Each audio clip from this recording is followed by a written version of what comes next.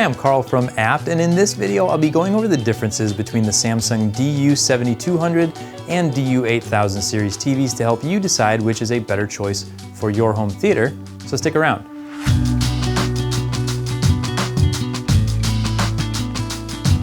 One thing to address before we get started is, yes, there is also a DU9000 model technically, but it's only available in a 98-inch screen size, so we decided not to include it in this video since there's only one size available. It shares almost the exact same feature set as the 85-inch DU8000, but with the color quality of the DU7200 series.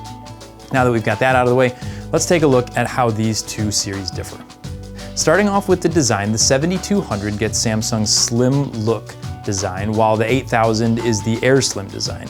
You'd have to look pretty closely to notice the difference, but the 8000 is a little more streamlined. Another one you'll notice is the pedestal. The 7200 gets the flat feet stand type, and the 8000 gets the float lift stand. Again, it's subtle, but it is different, so it's something to mention.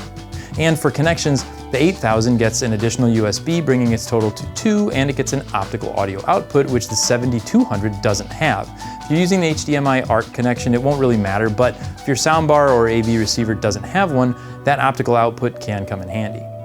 Next, let's talk about the remotes. The 8000 gets the same remote that comes with every model above it, and the part number for that one is TM2360E. It's got a little solar panel on the back to keep it charged up using any light source, or you can also charge it using a USB-C connection on the bottom.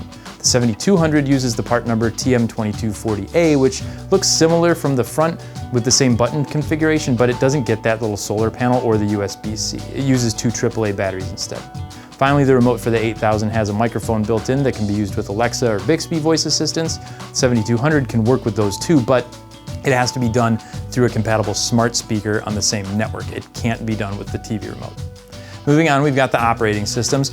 Both use a more scaled down version of Tizen, but it's still easy to operate and relatively snappy. But the DU8000 does have a couple additional features that you can take advantage of. The first one is multi-view, which lets you watch two sources at the same time on the screen. And the second is tap view, where you can tap your compatible Samsung smartphone on the TV to transfer the picture from the phone to the TV. Audio is going to be the same on both models, so there's really nothing to talk about as far as that category goes, but there is a notable difference when it comes to the pictures. The 7200 gets Samsung's pure color technology, and the 8000 uses dynamic crystal color along with UHD dimming technology. We have both TVs set to filmmaker mode with the color temperature set to warm 1 and lowered the brightness on both down to 6, so they're not going to be blown out on the camera. You can really see improvements in the greens and the reds, in addition to improved details in the dark and bright areas on the 8000. It offers more saturated colors, better HDR viewing, and just an overall more enjoyable experience. Finally, the last difference to note has to do with a specific screen size. The 85-inch DU8000 option gets a 120Hz panel that supports gaming features like 4K at 120Hz and variable refresh rates, which are both great features to have for gaming on a next-gen system like a PS5 or an Xbox Series X.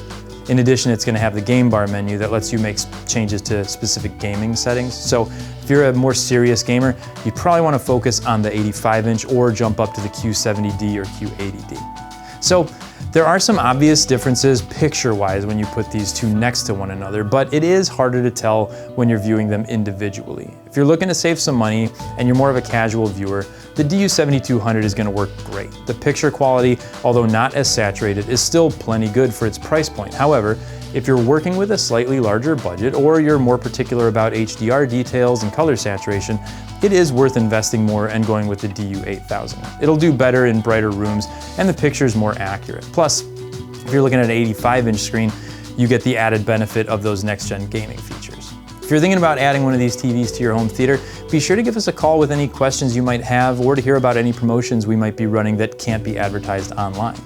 If you found this video helpful, be sure to hit the thumbs up button and don't forget to subscribe so you get updated whenever we upload new content. Thanks as always for watching, and we'll see you in the next one.